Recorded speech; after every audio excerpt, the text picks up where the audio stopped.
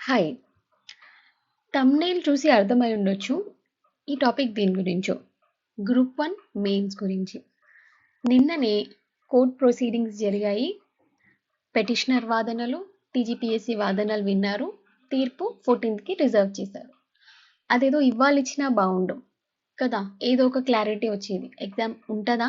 లేకపోతే జరుగుతదా? ఇప్పుడెంత యాంగ్జైటీ ఎక్కువైపోయింది. You are not alone. నాకు చాలామంది నా ఫ్రెండ్స్‌కి అందరికీ సో నేను ప్రీవియస్ ఇన్స్టిట్యూట్స్‌లో చేసిన స్టూడెంట్స్, నా ఫ్రెండ్స్ నన్ను అడుగుతున్నారు. మ్యామ్ స్టే ఉంటదా? మీరేమనుకుంటున్నారు? మీ ఒపీనియన్ ఏంటి అని. బట్ వాళ్ళకి తెలీదు. నేను బ్యాక్‌గ్రౌండ్‌లో నా ఫ్రెండ్స్‌ని, ద అదర్ ఇంటలెక్చువల్ ఫ్రెండ్స్‌ని ఇదే అడుగుతున్నా. ఏమైతది? స్టే ఉంటదనుకుంటున్నారా? టిల్ట్ ఎటు ఉంది అని. అసలెవ్వరికీ క్లారిటీ లేదు. అందరూ ఏం చెప్తున్నారంటే చాలామందైతే పెటిషనర్ సైడ్ స్ట్రాంగ్‌గా ఉంది. సో ఫేవరబుల్‌గా రావచ్చు. ఎక్స్‌పర్ట్ కమిటీ వేయొచ్చు అని.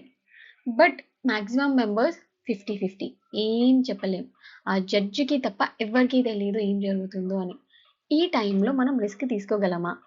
ఆ! నా పాటికి నేను మాడిపోయిన మసాలా దోస తినుకుంటూ హ్యాపీగా చదువుకుంటుండే. సెప్టెంబర్ మధ్యలో వరకు. అక్కడ స్టార్ట్ అయింది ఈ కోర్టు గోల. అసలు అప్పటిదాకా నాకు తెలీదు కేసెస్ పడింది. ఆ తర్వాత యూట్యూబ్‌లో ఒకరెనకాల ఒకరు వీడియోస్ చేయడం, ఆ కేస్ స్ట్రాంగ్ ఉంది, ఇది స్ట్రాంగ్ ఉంది, కీలో తప్పులున్నాయి, డెఫినిట్‌గా మళ్ళీ పెట్టాల్సొస్తది, క్యాన్సిల్ చేయండి, లేదా స్టే ఇవ్వండి. ఇది చూసి ఎంతైనా మైండ్ డిస్టర్బ్ అయిపోయింది. ఓకే. మేబీ నిజంగానే ఎగ్జామ్ స్టే పడతదేమో! పడితే మళ్ళీ రాయడానికి ఎట్లా? మళ్ళీ రాసే ఎగ్జామ్‌కి మోటివేషన్ రాకుండా అయిపోయింది. ఇప్పుడు చూస్తేనేమో కోర్ట్ జడ్జ్‌మెంట్ 14థ్‌కెళ్ళింది. ఏం చేయగలం మనం? మన దగ్గర రెండే 2 చాయిస్‌లున్నాయి. ఒకటి స్టే పడితే ఏంటి? స్టే పడకపోతే ఏంటి? నేను ఓన్లీ నా పర్స్పెక్టివ్ చెప్తా. మీది మీకు నచ్చినట్టుగా డిజైన్ మీ మైండ్‌లో ఉంటుండొచ్చు. నేనేమనుకున్నా అంటే, నేను గ్రూప్ 3, గ్రూప్ 2కి కూడా అప్లై చేశా. ఒకవేళ స్టే పడిందే అనుకుందాం. 14థ్‌కి తెలుస్తది. వెంటనే నేను కొంచెం ఈ మెయిన్స్ బుక్స్ పక్కన పెట్టి, current affairs last 12 months current affairs తీసి, స్కీమ్స్ తీసి, budget, socio economic outlook, social schemes ఇవి చదువుదాం అనుకున్నా బాగా. ఎందుకంటే మనం ఈ మధ్య పేపర్స్ చూస్తే చాలా డైనమిక్. ఎక్కువ current related, data related facts అడుగుతున్నాడు. అండ్ సబ్జెక్ట్ అంటారా ఎంతో కొంత మనం గ్రూప్స్‌కి చదివాము. ఆల్రెడీ ప్రిలిమ్స్ అయింది కదా! సో ఎంతో కొంత ఐడియా ఉంటది. కాబట్టి ఎక్కువ ఫ్యాక్చువల్ మీద రివిజన్ మీద ఫోకస్ చేద్దామని అనుకున్నా. ఆ మంచి రివిజన్‌తో గ్రూప్ 3 రాసి, మళ్ళా అది అవ్వగానే నెలకి గ్రూప్ 2 ఉంటది. మిగతా కవర్ అవ్వని సబ్జెక్ట్స్ కూడా ఫినిష్ చేసుకొని గ్రూప్ 2 కూడా చాలా బాగా రాయాలి అనేసి నేను ఫిక్స్ అయ్యాననమాట. So this was my take. Stay ఉంటే. స్టే ఉండకపోతే ఆ ప్రాబబిలిటీ కూడా ఉంది. ఇప్పుడు ఈ 10 రోజులు మనం టెన్షన్ పడి, యాంగ్షియస్ అయ్యి, అయ్యో! ఆల్రెడీ టైం వేస్ట్ అయిపోయింది, పోయింది అని బాధపడి, ఇంకొంచెం టైం వేస్ట్ చేసి 14థ్ వస్తది. పొరపాటున ఎగ్జామ్ ఉందంటే ఇంకో వారం ఉంటది. అంత షాక్ మనం తట్టుకోలేము. టూ యాంగ్షియస్ అయిపోతాం మనం. It's a horror suspense thriller ఇది. I know. బట్ మన దగ్గర ఉన్నది మనం చేద్దాం. వాట్ వీ కెన్ కంట్రోల్ మనం చేయాలి. సో నేనేమనుకున్నా అంటే మెయిన్ సిలబస్ ముందు పెట్టుకొని ప్రతి టాపిక్‌కి ఒక 15, 20 కీవర్డ్స్ పక్కన పెట్టుకుందాం అనుకున్నా. ప్రతి టాపిక్‌కి. మీకు ఒక్క ఎగ్జాంపుల్ ఇస్తా ఫాస్ట్‌గా. ఇప్పుడు మనం బుద్ధిజం, జైనిజం టాపిక్ జూస్తే సిలబస్‌లో ఈ రిలిజియన్స్ ఎందుకు ఎమర్జ్ అయ్యాయి ఆ టైంలో? వాట్ ఆర్ ద రీజన్స్ అని ఒకటుంది. కీవర్డ్స్ చెప్తా చూడండి టక. ఆ టైంలో గొప్ప గొప్ప thinkers like Buddha, Mahavira, Zoroaster, Heraclitus, Confucius ఇలాంటి వాళ్ళొచ్చారు. ఎందుకు అంటే ఆ టైంలో సొసైటీలో అసమానత ఉంది. ఇంక దీన్ని మీరు ఎక్స్‌ప్లెయిన్ చేయాలి. అసమానత చేయొచ్చు గదా! లైక్ లోవర్ కాస్ట్‌కి, హయ్యర్ కాస్ట్‌కి ఈక్వాలిటీ లేదు. బ్రాహ్మిన్స్‌కి, శూద్రాస్‌కి లేదు. ఇలా ఎక్స్‌ప్లెయిన్ చేయాలి. మనం కీవర్డ్స్ చెప్పుకుందాం. రిలీజియస్ అన్‌రెస్ట్ ఉంది. రిచువల్స్ చాలా కాంప్లెక్స్. బ్రాహ్మిన్స్ వాళ్ళు 2 కాంప్లెక్స్ రిచువల్స్ చెప్తున్నారు. మళ్ళా సాంస్క్రిట్ ఓన్లీ వాళ్ళే చదవాలంట. వేరే వాళ్ళు చదవద్దంట. పోనీ ఆ సాంస్క్రిట్ వేరే వాళ్ళకి అర్థమైతదా? అవ్వదు. కామన్ పీపుల్‌కొచ్చింది పాలి, ప్రాకృత్. ఆ లాంగ్వేజెస్‌లోనేమో వేదాస్ లేవు, పూజలు లేవు. మళ్ళీ సెరమనీస్ చేయాలంటే కాస్ట్‌లీ. బాగా డబ్బులు పెట్టాలి. మళ్ళీ ఒక అగ్రికల్చర్ కమ్యూనిటీ బాగా రైజ్ అవుతుంది.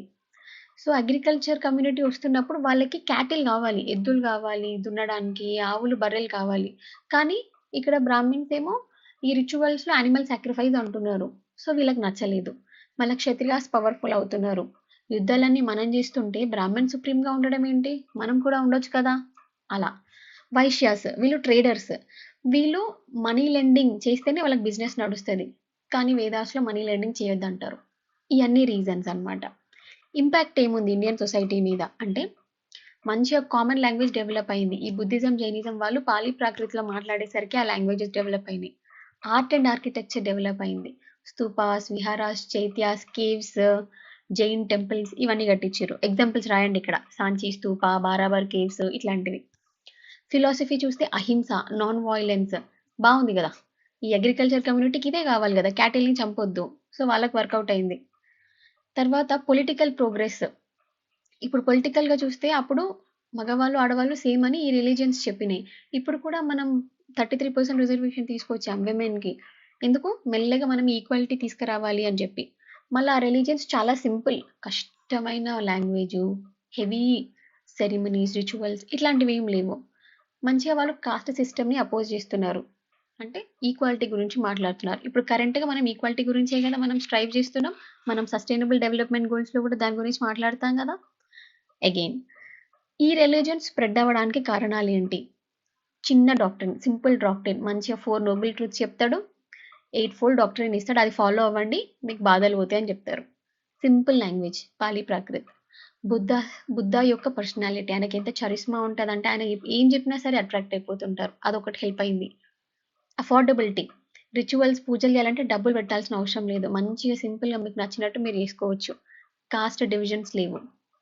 రాయల్ ప్యాట్రనేజ్ ఉంది. అప్పట్లో బింబిసార, అజాతశత్రు, చంద్రగుప్త మౌర్య వీళ్ళందరూ రిలీజియన్ స్ప్రెడ్ అవ్వడానికి హెల్ప్ చేశారు. ఎస్పెషల్లీ అశోక మనుషుల్ని పెట్టి మరీ ఈయన రిలీజియన్ని స్ప్రెడ్ చేయించాడు. ఆయన సొంత పిల్లల్ని కూడా అవుట్ ఆఫ్ ద కంట్రీ పంపించాడు. తర్వాత యూనివర్సిటీస్, తక్సిలా, నలంద ఇలాంటి యూనివర్సిటీస్లో రకరకాల మాంగ్స్ వేరే ప్లేసెస్ నుంచి వచ్చి చదువుకొని వాళ్ళ దేశాలకు తీసుకెళ్ళి స్ప్రెడ్ చేశారు. ఇప్పుడు కరెంట్గా రిలవెన్స్ ఏంటి ఈ రిలీజియన్స్ది అంటే ఆ రిలీజియన్ లవ్, కంపాషన్, ఈ ఈక్వాలిటీ, సింపథెటిక్ జాయ్ గురించి మాట్లాడారు. ఇప్పుడు కూడా మనం వాటి గురించి ట్రై చేస్తున్నాం కదా. ఎథికల్ కండక్ట్ గురించి మాట్లాడారు. మనం సివిల్ సర్వీసెస్లో ఎంత అవసరం అది దాని గురించి మాట్లాడాలి. మెడిటేషన్, యోగా అన్నారు. ఇప్పుడు మనకున్న డైలీ లైఫ్ స్ట్రెస్, యాంగ్జైటీ చచ్చిపోతున్నారు అక్కడ సాఫ్ట్వేర్ ఇంజనీర్లు, ఎంత అవసరమో రాయొచ్చు. ఎన్విరాన్మెంట్ డైమెన్షన్, అహింస అన్నారు. మనం కూడా క్యాటిల్ని కాపాడుకోవడం, బయోడైవర్సిటీ కాపాడుకోవడం, నేచర్తో హార్మనీలో ఉండడం రాయొచ్చు. సఫరింగ్ని దాటాలి అని బుద్ధ చెప్పారు. మనం ఇప్పుడు అదే ట్రై చేస్తూ ఉంటాం కదా, యోగాలు చేసేసి పెద్ద పెద్ద కోర్సెస్లోకి అటెండ్ అయ్యి మెంటల్ డిప్రెషన్ నుంచి బయటికి రావడానికి క్లాసెస్ తీసుకుంటాం, సఫరింగ్ నుంచి బయటికి రావాలని. వాళ్ళు సోషల్ జస్టిస్ గురించి మాట్లాడారు. ఇప్పుడు మనం అదే ట్రై చేస్తున్నాం కదా. Article 17, 16, 23, article 24, SC, ST, OBC, backward, EWS అందరికీ న్యాయం చేయడానికి ట్రై చేస్తున్నాం. ఇప్పుడు చూడండి, నేను ఒకటే ఒక టాపిక్ తీసా, దగ్గర దగ్గర ఒక 15-20 పాయింట్లు కీవర్డ్స్ అయితే చెప్పా. సో వాడు ఎలా క్వశ్చన్ అడిగినా నేను మాత్రం ఇందులో నుంచి ఆన్సర్ ఫ్రేమ్ చేసుకుంటా. అట్లా టాపిక్కి కీవర్డ్స్ తయారు చేసుకుంటే ఎగ్జామ్ ఉంటే అంత టెన్షన్ అవ్వదు. ఇప్పుడు చలో కీవర్డ్స్ ఉన్నాయి కదా వీటి నుంచి రాద్దామని. ఒకవేళ మీకు అంత భయం ఉందనుకోండి, మంచి ఆపర్చునిటీ మిస్ అయ్యాము అని, సో ఓకే, ఎగ్జామ్ మీకు అయినంత వరకు బాగా రాయడానికి ట్రై చేయండి. ఈవెన్ ఇఫ్ ఉల్టా పుల్టా అయినా ఈ చదివింది యూజ్ అవుతుంది, వెంటనే నోటిఫికేషన్ వస్తుంది end of the month. So cream వాళ్ళు ఎట్లాగో ఈ నోటిఫికేషన్లో వెళ్ళిపోతారు. నెక్స్ట్ మళ్ళీ జూలైలోనే ఎగ్జామ్ ఉంటుంది, అక్కడ బాగా పర్ఫామ్ చేయొచ్చు. ఇప్పుడు ఒక లెసన్ నేర్చుకున్నాం కదా, ఇంటర్నెట్ని నమ్మొద్దు, వీడియోలు చూడొద్దు, టైం వేస్ట్ అవుతుంది అని. ఆ లెసన్తో ఇంకొంచెం జాగ్రత్తగా చదువుకుందాం, రైట్? సో ఈ ఎగ్జామ్ ఉన్నా ఉండకపోయినా 2 సిచ్యువేషన్స్కి రెడీగా ఉందాం. తర్వాత గ్రూప్ 2 ఉంది, గ్రూప్ 3 ఉంది. ఏది చిన్న జాబ్ పెద్ద జాబ్ అని ఉండదు. ఏదో ఒక జాబ్ అయినా సరే మనకి హెల్ప్ అవుతుంది. And every year calendar year అంటున్నారు, సంతోషమే. సరే, ఈవెన్ ఇఫ్ వాళ్ళు అలా పెట్టకపోయినా చదివింది ఎక్కడికి పోదు. యూపీఎస్సీకి హెల్ప్ అవుతుంది. వేరే సెంట్రల్ గవర్నమెంట్ ఎగ్జామ్స్లో కూడా సేమ్ ఇదే పోర్షన్ ఉంటుంది. ఆల్మోస్ట్ 70% ఇదే ఉంటుంది. అక్కడైనా రాసుకోవచ్చు. సరేనా? నా ఇది పక్కన పెడితే నేను నా సబ్స్క్రైబర్స్కి ఇది చెప్తున్నాను. ఈ వీడియో చేయడానికి ఇంకో రీజన్, ఇవ్వాలే నాకు 100 సబ్స్క్రైబర్స్ వచ్చారు. So I thought I tell them something. నేను social structure, issues and public policy start చేశాను.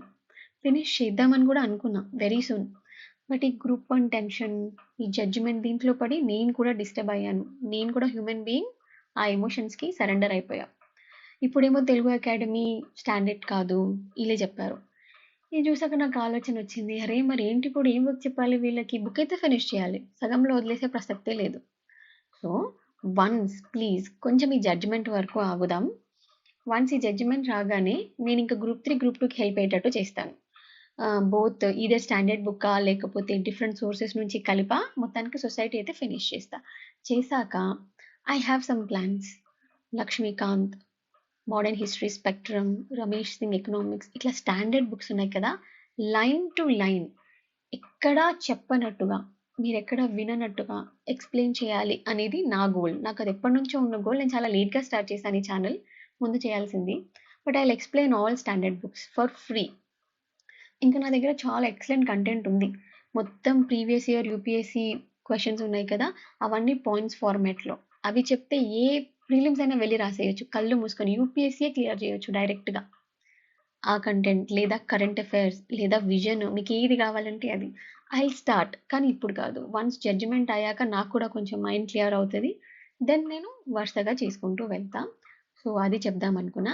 And before I end this, ఇవన్నీ చెప్పినా కూడా మాకు టెన్షన్ అవుతుంది, మా వల్ల అవ్వట్లేదు అని అనిపిస్తే నాకు ఒక ట్రిక్ హెల్ప్ అవుతుంది. అది మీకు హెల్ప్ అవుతుందో లేదో తెలియదు, బట్ ట్రై చేయండి. I'm not asking you to use, but నాది చెప్తున్నా.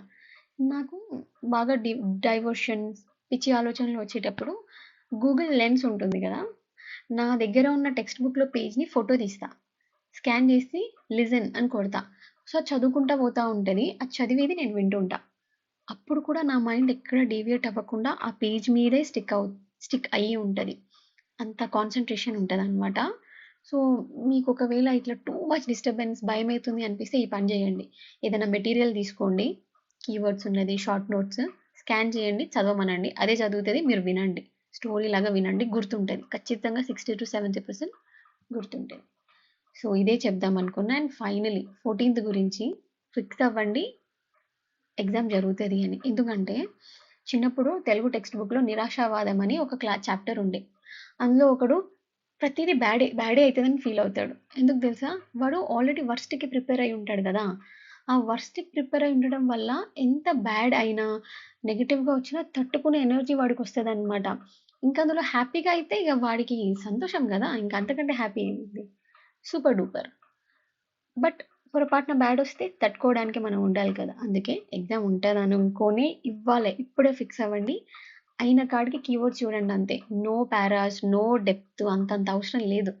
ఓకే, అయిన కాడికి ట్రై చేయండి. చూద్దాం 14th రోజు మళ్ళీ.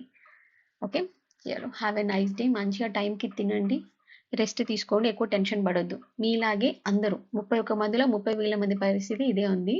So don't worry, take care.